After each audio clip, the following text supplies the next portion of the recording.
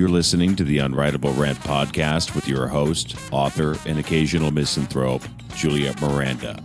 Go to theunwritablerant.com and you can subscribe on iTunes or connect with the show on Facebook and Twitter.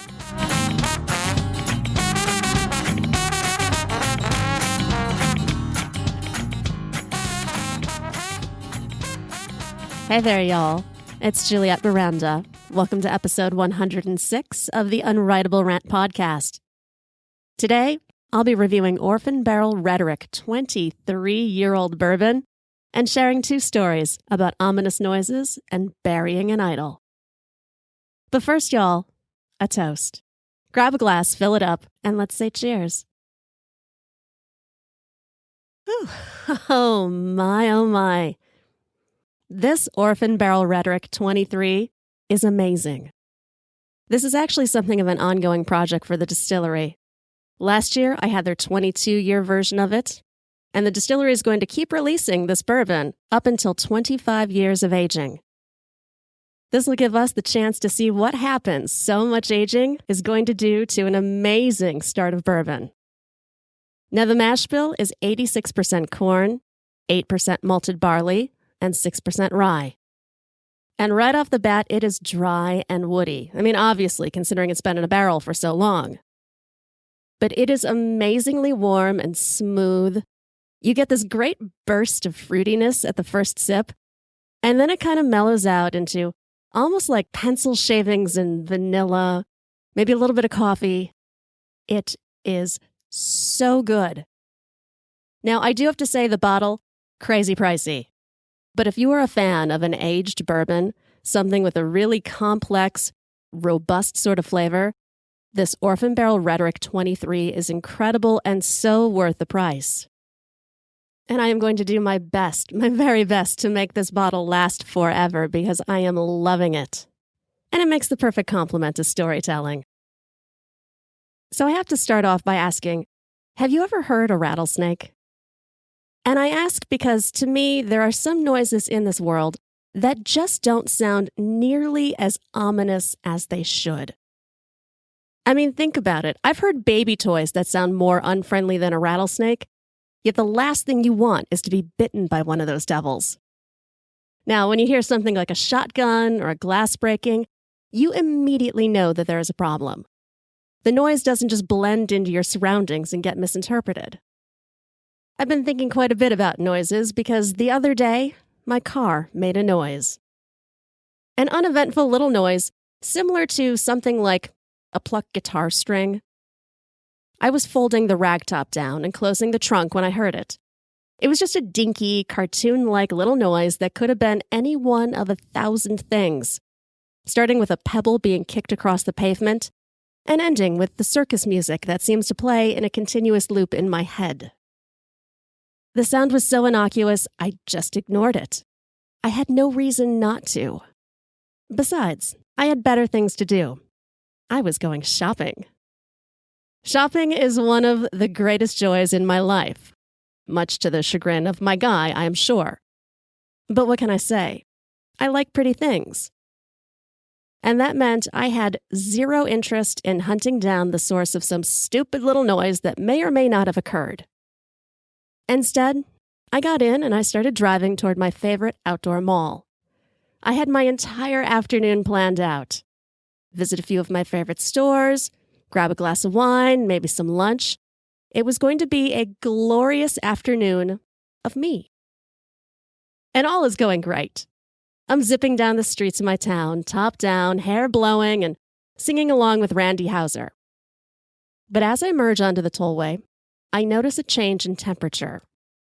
And it's not a, gee, it's a bit more windy now that I'm driving 90 miles an hour kind of temperature change.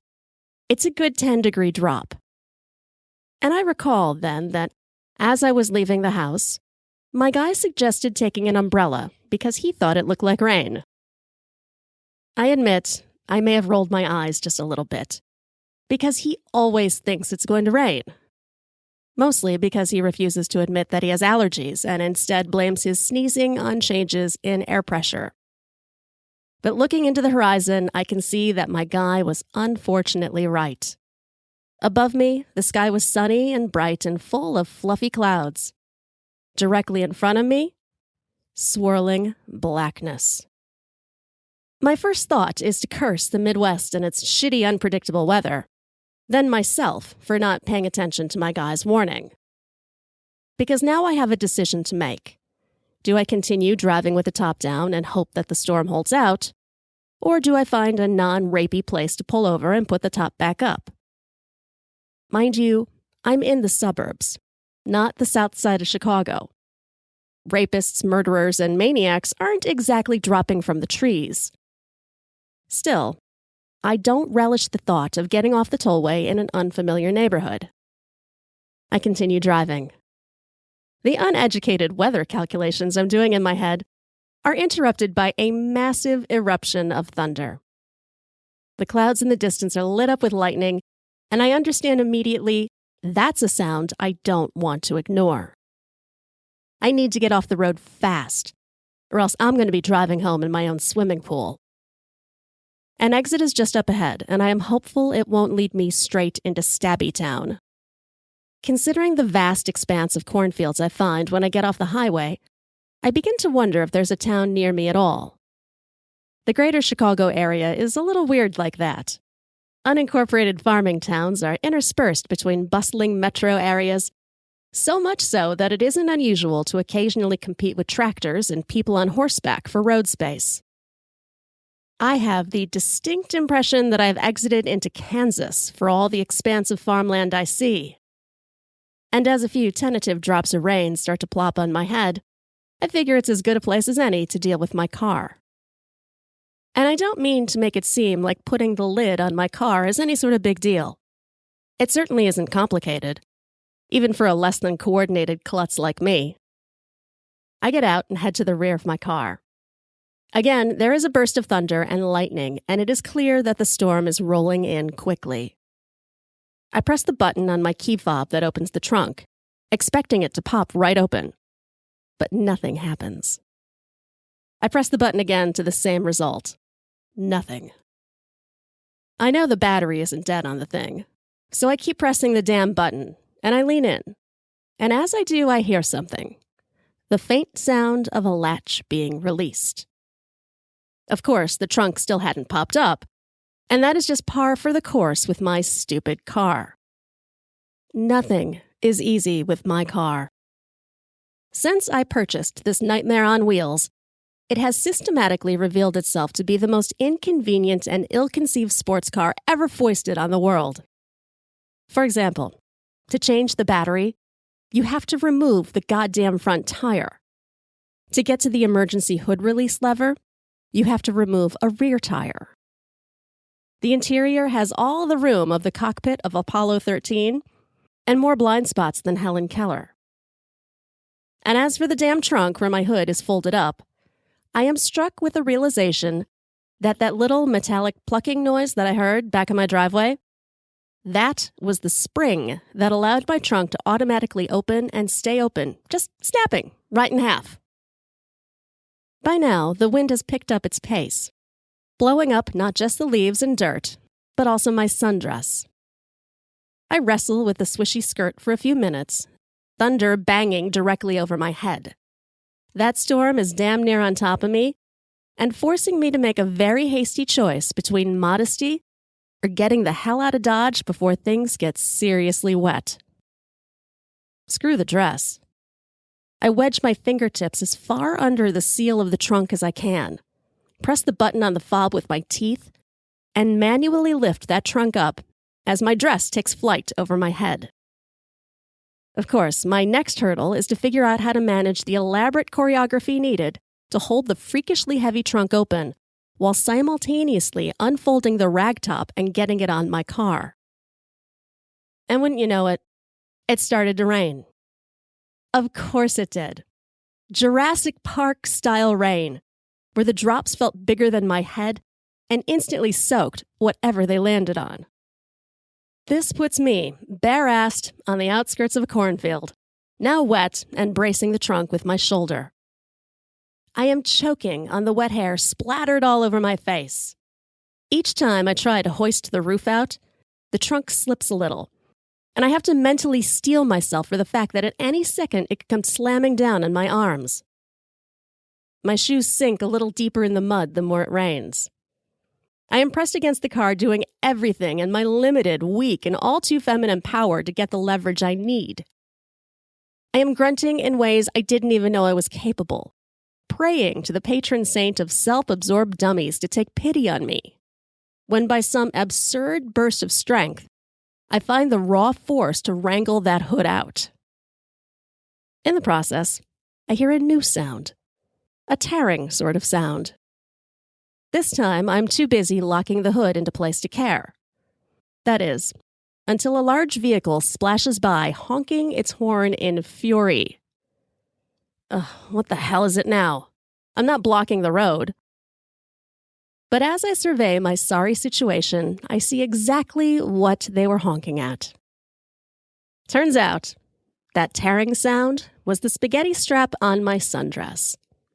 I had just unwittingly flashed an entire school bus full of children. I drove home wet, sopping wet and humiliated and absolutely furious. I stomp into the house a soaked, deranged creature, boobs spilling out of my dress and covered in grime. My guy is all cozy on the couch watching a movie when he sees me. And what does he do? He laughs. He doesn't need to ask what happened. He knows me, and he knows that whatever mess I have gotten myself into is 100% my fault. In between his sputtering and laughter and glee, he does manage to spit out the exact last thing I wanted to hear. I told you it was going to rain. And with that, I am lifting up my glass and toasting to my dry cleaner, who was able to fix my dress and get all of the stains out. My dignity, however, is still a little bit torn. Cheers. Oh, bourbon. I have to say, the more this bourbon sits out and opens up, it just turns into this wonderfully complex, fruity, and oaky, just delicious drink. And now, y'all, I want to let you in on a little decision that I made last weekend. I decided it was time to bury Jon Bon Jovi. I have a somewhat sordid relationship with Jon. And when I say Jon, it's probably important that I mention I am referring to a life-size cardboard cutout of the guy. The real, fleshy Jon Bon Jovi already has my fingerprints on his ass. And if you want to hear that story, you'll want to dig back to episode 76. But as for the cardboard Jon, he came into my life not quite 20 years ago when I was living in Los Angeles. To say that I was living is a little bit of a stretch. Existing is probably a better word to describe the messy situation I was in. I was between jobs, between relationships, but living with a girl that I had sort of been dating that I'll call Loopy. My friendships with men and women always seemed to stretch the boundaries of appropriateness back then. She and I met while filling seats in the audience of Whose Line Is It Anyway? We exchanged phone numbers, and after hanging out a few times and flirting wildly, we wound up having sex in a dressing room at trashy lingerie. Loopy moved in with me temporarily to help me make the rent. She was, perhaps, one of the nicest girls I have ever known, and would pretty much do anything to help a friend. Of course, like all of the girls in my life, she wasn't entirely sane either. She carried Xanax around with her like I do my lip gloss, and every time she felt overwhelmed, which was pretty much always, she would wrap one of those little pills in a stick of extra bubble gum and crunch it up until her panic eased. And you know, in thinking about it now, it really was the perfect combination for her in a warped sort of way. She was sweet, but just a little bit bitter. Loopy would get infinitely more interesting when she'd mix her Xanax with vodka. And that was how Jon Bon Jovi came into my life. It was early afternoon on a weekday. Loopy and I had been putting back cocktails for an hour or so, both trying to numb impending threats like rent and job hunting. I was especially annoyed that day because Bon Jovi, which was a band that I still loved at the time, well, they'd be playing in Anaheim that night, and I didn't have the funds to go. To this day, I can remember the exact moment when Loopy was hit with inspiration. Bon Jovi's Blood on Blood was playing in the background, a sadly optimistic sort of song that we both paused our conversation to consider. A half-empty bottle of vodka sat between us on my rickety kitchen table. The cranberry juice had run out about 2 drinks ago, and we'd been half-heartedly passing the bottle back and forth between us. Bon Jovi was singing about still being standing when all is said and done, and in my borderline depression, I couldn't help but wonder what exactly done meant.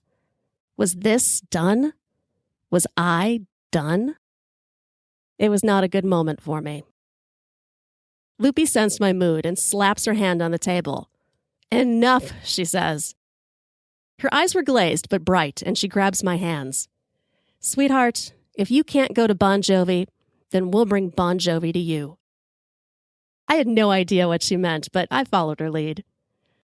Loopy grabs the apartment keys and 2 pairs of oversized sunglasses and leads me out into the harsh glare of the San Fernando Valley. We begin walking toward Ventura Boulevard. I keep giving her questioning looks, but Loopy refuses to answer until we're standing in front of a record store window. There, staring back at me, is the life-size cardboard cutout of Jon Bon Jovi himself. "We are bringing him home," Loopy announces. "And just how the hell are we going to do that?" I ask. "Silly girl," she says. "We're going to walk in and take him." Well, I'd had just enough booze in me to make that plan seem perfectly reasonable. Petty theft usually works best when it's done on impulse. So I slipped on the ridiculously giant, not suspicious at all, sunglasses, and I trail behind Loopy as she strides into the store. Loopy doesn't even pretend to be a customer. She approaches John with all the confidence in the world, grabs him by the hips, folds him in half, then tucks him under my arm. I stand there like a moron, slightly dumbfounded at what has just happened. Loopy has to give me a shove then, and she whispers, "Move your ass." We dart out of the store just as the lazy sales clerk behind the counter wakes up and starts shouting. We're a good 10 paces ahead of him, and before he can even get to the door, we are running down Ventura, John slapping against my leg awkwardly as I weave between baby carriages and beggars. The 3 of us made it home, breathless and hysterical and feeling better about ourselves than we had in weeks.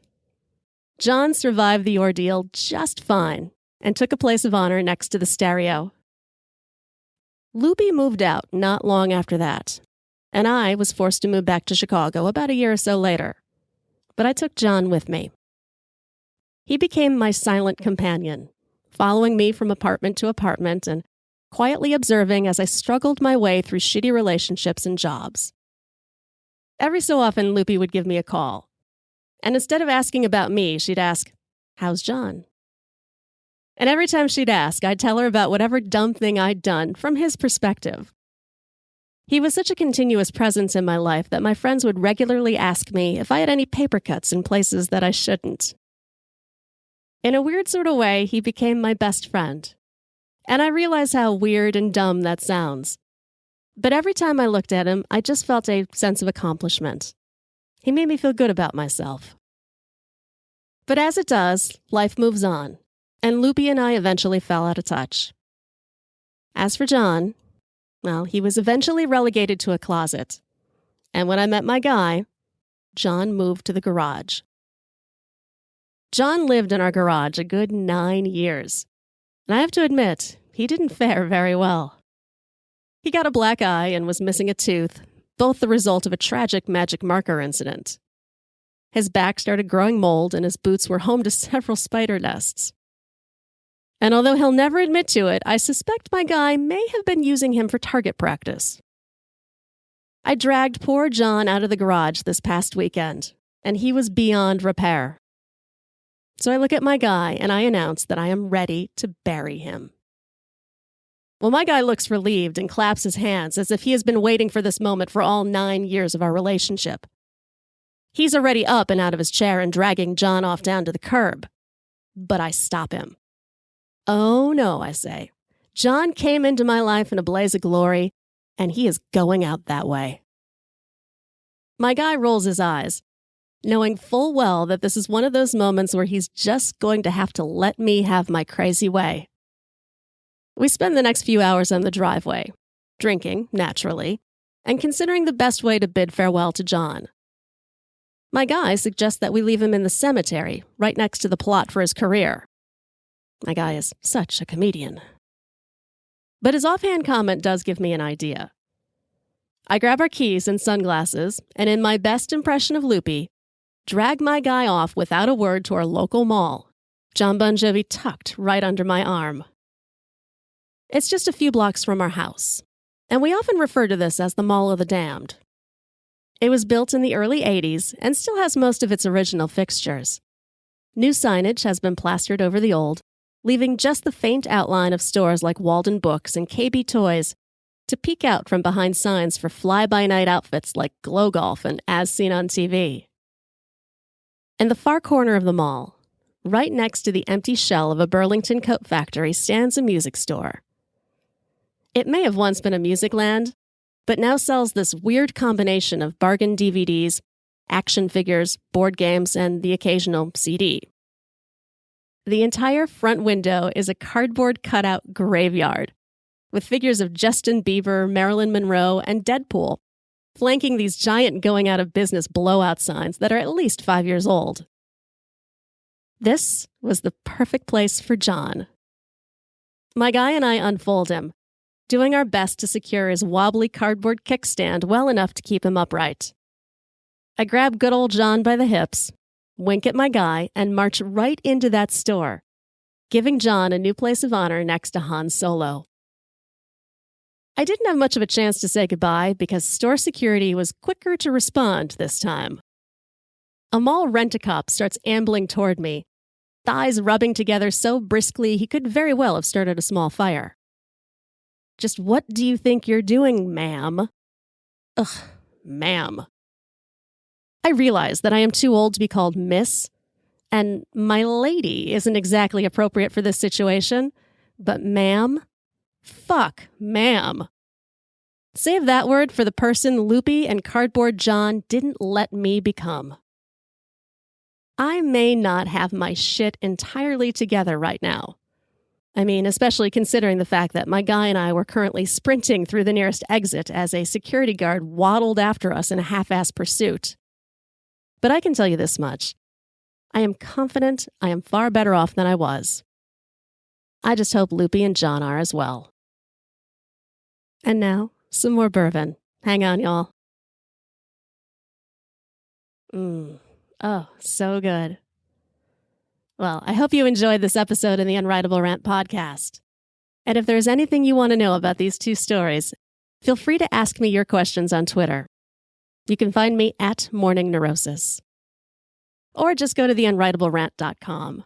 You'll find all the ways you can connect with me, and you'll also find all of the back episodes of the show. As for me, I'm going to sit here and sip my bourbon. Hope you all have a great week. I'll be back to chat with you again next Sunday. Cheers, y'all. Go to theunwritablерant.com and sign up to get early access to interviews and new videos. You can hear new episodes of The Unwritable Rant on RadioVegas.rocks every Tuesday at 4 p.m. Eastern and on IPMNation.com on Saturdays and Sundays at 6 p.m. Eastern, and hear best of episodes every weekday at 3 p.m. Eastern. And don't forget to connect with Juliette on Twitter at Morning Neurosis. Girl, you was pretty as a Sunday morning, standing on the corner at Carondelet. What you say we make our way up to Bourbon, a couple hurricanes and a hand grenade, and get blown away. Let the chips fall where they may. If it's all the same, what you say, bon ton lady. Hey, pretty mama, I can smell the gumbo. Sweetest taste of honeysuckle on my lips. Good God Almighty, I can hear the trombone. Every heart ought to beat to a rhythm like this. Come a little closer, honey, let me hold you. Nothing tastes better than a bourbon kiss. You can be the flower on my magnolia. Every heart ought to beat to a rhythm.